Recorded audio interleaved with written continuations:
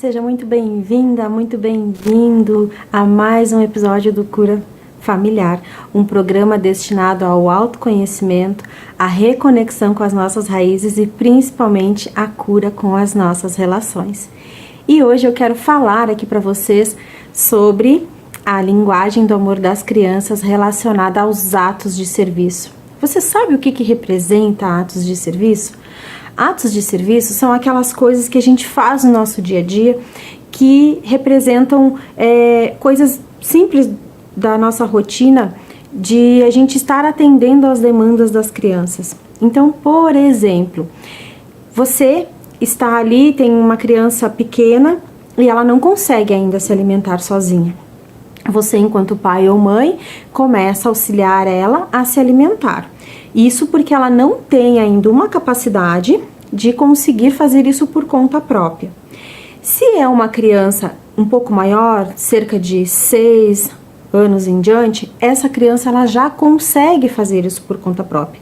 E aí você vai me perguntar assim, Cibele, como que eu vou saber se o meu filho ou minha filha tem a linguagem do amor de atos de serviço? Pode ser que o seu filho ou sua filha, ele algumas vezes solicite a sua ajuda para fazer um trabalhinho da escola, solicite a sua ajuda para amarrar um cadarço, ou também solicite a sua ajuda para arrumar um brinquedo, uma bicicleta, por exemplo. E você pode ser que naquele momento não consegue ir ajudar ela. Então, a criança fica com aquele sentimento de que a minha mãe ou meu pai não veio me ajudar porque ela não me ama. Porque para essa criança, a linguagem do amor de atos de serviço é a principal.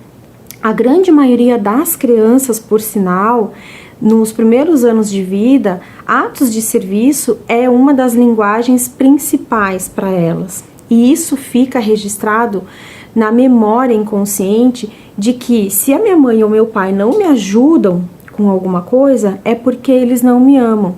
Aí você pode estar dizendo assim, Cibele, mas eu tenho que fazer de tudo por eles? Não, porque eles precisam, conforme vão crescendo, adquirir habilidades para resolverem as coisas por conta própria e também para irem tendo um senso de responsabilidade sobre as coisas que eles precisam fazer por si só. Porém, vou contar aqui uma situação que aconteceu com um cliente, aonde ele, num atendimento, ele descobriu que ao longo da vida dele, sempre foi percebendo que seus pais não estavam disponíveis para ajudar em qualquer tarefa que ele precisasse. Então ele entendia que ele pedir ajuda e não receber isso em troca causava nele um sentimento de muita rejeição com ele mesmo, ele não se sentia amado porque a mãe ou o pai não ajudavam. Então foi que ele conseguiu identificar isso e ao longo do tempo, ainda na fase de adolescência,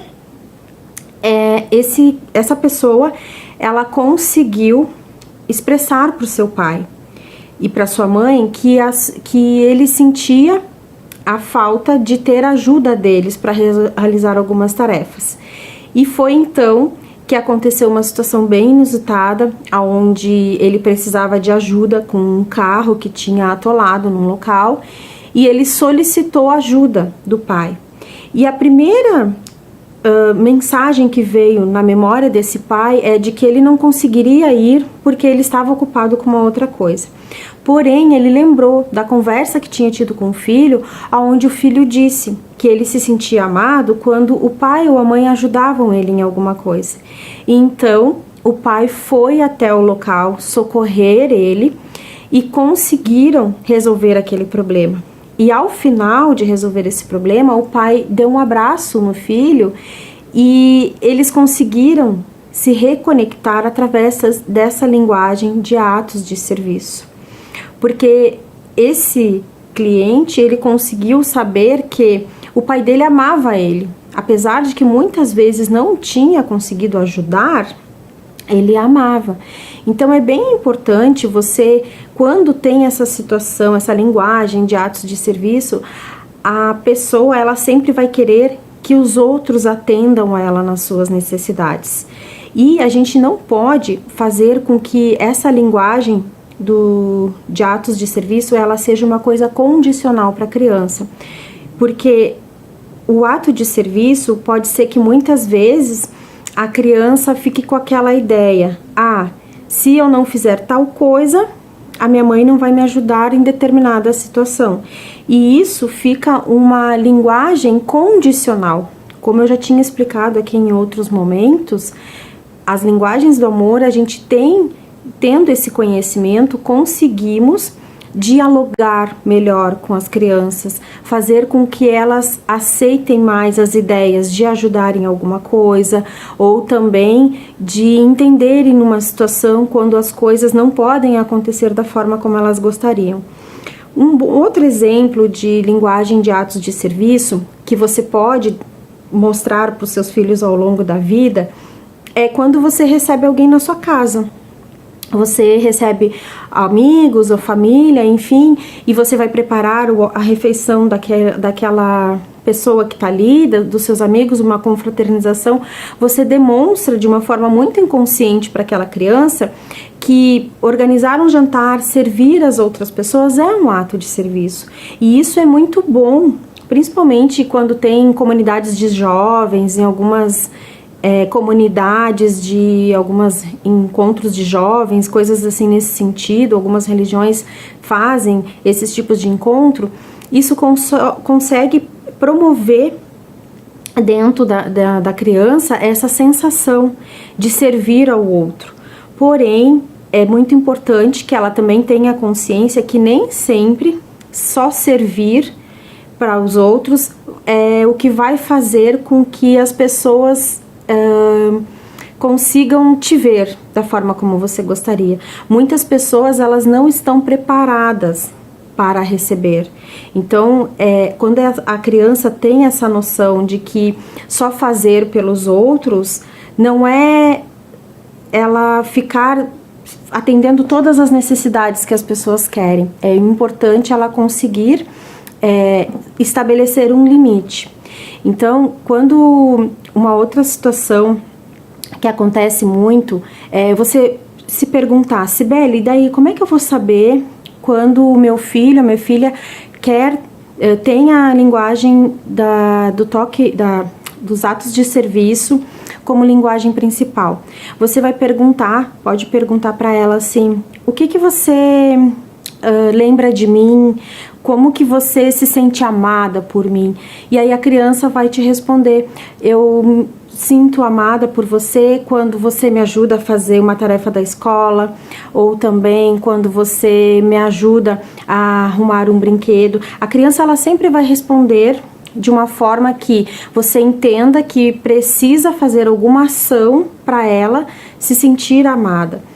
Uma oportunidade que os pais têm de entender, né, quando a pessoa já conhece a linguagem do amor da criança, que é atos de serviço, uma boa oportunidade de você se comunicar, se conectar com essa criança é você auxiliar ela em algum treino. Vamos supor, então, que é uma criança que está fazendo ou balé ou está fazendo algum esporte. Você auxiliar ela em casa, a ela treinar mais de uma forma que vocês consigam praticar. Então, ela vai se sentir que você está, além de dedicar tempo, que também o tempo é uma das linguagens do amor para a criança, que tempo de qualidade que mais impacta em memórias inconscientes. O ato de servir, de estar ali parada com ela, ajudando ela a treinar, ela vai fazer com que a criança se sinta amada. Uma outra oportunidade também de você praticar essa questão do ato de serviço numa fase, mesmo que a criança já saiba escolher a roupa dela, que tem que ir para a escola, de manhã você acordar, você conseguir ir lá auxiliar ela: vamos escolher a roupa que você tem que ir para a escola hoje. Ou também, se de noite a criança está com alguma dificuldade de dormir, vamos supor que é um dia que está tendo um temporal e a criança tem medo de temporal. Então, a linguagem de atos de serviço aqui, o que seria? É você ir lá e dizer: então vamos lá, eu vou dormir contigo, vou deitar do teu lado, vou ficar ali com você até que você fique tranquila, para que você tenha um sono bom. Isso aí a criança entende como uma linguagem que está sendo atendida nela com relação a atos de serviços. E tem também uma outra oportunidade que você tem de estar realizando, atendendo a necessidade da criança com relação a atos de serviço, é no dia do aniversário dela fazer um jantar especial, ou ainda num momento da família que é muito importante para vocês, seja a época de Dia das Crianças, você dizer, vou preparar um jantar especial, vou preparar um piquenique, um café especial para você, e a criança ver você se empenhando em realizar aquilo. Isso também é demonstrar atos de serviço. É muito comum que você possa ver pessoas com idades mais avançadas, principalmente as mulheres de antigamente, que elas eram muito treinadas para servir aos outros. Então, a pessoa que tem essa linguagem de atos de serviço, ela sempre se sente na necessidade de ter que estar fazendo coisas para os outros. Porém, em alguns momentos, ela pode se sentir sobrecarregada. Então, aí tem a necessidade de entender a importância que é se estabelecer um limite também. Porque a partir do momento que você começa a fazer de tudo para os outros, você, além de tirar a responsabilidade deles de resolverem as coisas por si só, pode ser que para as outras pessoas elas fiquem, como que a gente pode dizer, acomodadas, de não resolverem as coisas, de deixarem que os outros vão lá e resolvam. Isso tudo com relação a coisas físicas que eu tô falando, né, de atos de serviço. Então, é muito comum, você deve estar pensando agora, mas no meu filho eu ainda não consigo identificar essa linguagem. Sempre pergunte, e se a resposta for que ela quer uma ajuda sua para alguma coisa, provavelmente o atos de serviço vai ser a linguagem dela. E também quero deixar uma observação bem importante aqui para vocês, que é com relação a essa responsabilidade. Na infância é o período onde a gente consegue ir construindo essa responsabilidade. E muitas vezes, antigamente, as crianças elas foram podadas de ter essa responsabilidade sobre algumas coisas. Pode ser que sim, tinham várias famílias que eram grandes e essas crianças elas tinham outras responsabilidades sobre a família, mas a responsabilidade que eu tô falando aqui é sobre a responsabilidade pelos seus atos, os seus atos de ir em busca das coisas que elas querem para elas mesmas. Então, por isso precisa a gente ter um cuidado muito grande quando a gente pensa em ir lá e fazer de tudo para a criança. Não é isso. Isso não é educar com disciplina. Educar com disciplina é a gente mostrar para a criança que ela também, sim, tem que ter responsabilidade de algumas coisas. Então, algumas coisas que forem possíveis dela fazer, você deixa que ela faça. Outras que ela não conseguir, você ainda vai ter que dar o suporte. E por que a gente fala tanto de abastecer essa linguagem do amor na criança quando é a principal dela? Porque quando a criança ela não tem o tanque de amor emocional dela abastecido, ela não consegue se corregular com o adulto, ela não consegue atender bem as demandas que esses adultos trouxerem para ela, como por exemplo ter a disciplina no seu dia a dia ou cumprir com tarefas que vão ser atribuídas a ela. Então essa criança ela precisa ter esse tanquezinho de amor dela nutrido.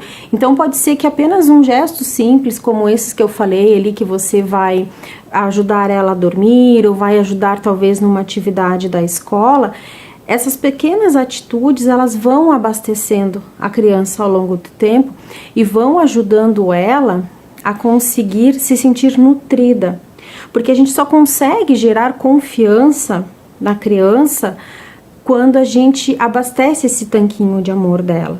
E aí esse é a clareza que a gente precisa ter sobre qual a linguagem que ela está representando para nós.